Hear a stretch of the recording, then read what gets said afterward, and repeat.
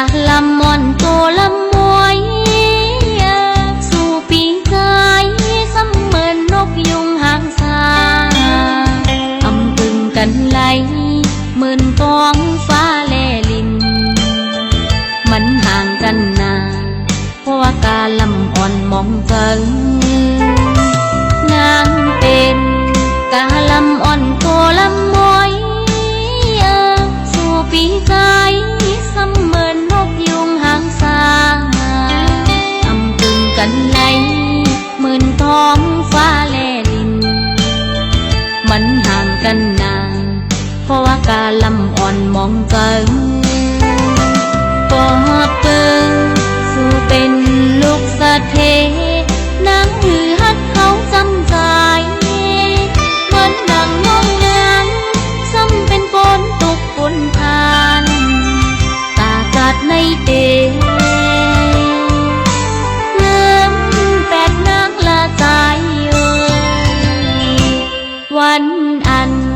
เฮาฮักกันเกี่ยวมนเสิงนั้นเจอฮักเฮาก็เอาไว้ว่านอนฝัน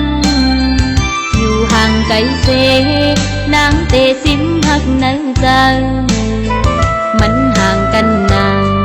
อำกึ่งไหลฮักสู้เยาว์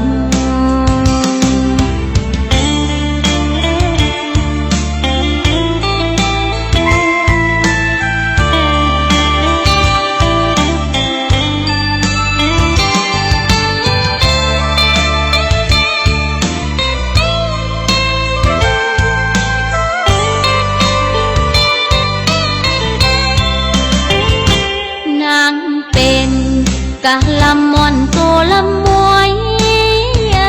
สู่ปีกายซ้ำเหมือนนกยุงหางสา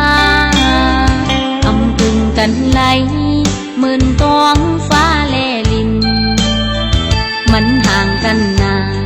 เพราะว่ากาลำอ่อนมองเจิงปอบเปิงสู่เป็นลูกสะเทนางหือฮัดเขาจำใจเหมือนดังมองงานซ้ำเป็นฝนตกฝนทานตากาดในเดเริ่มแปดนางละใจ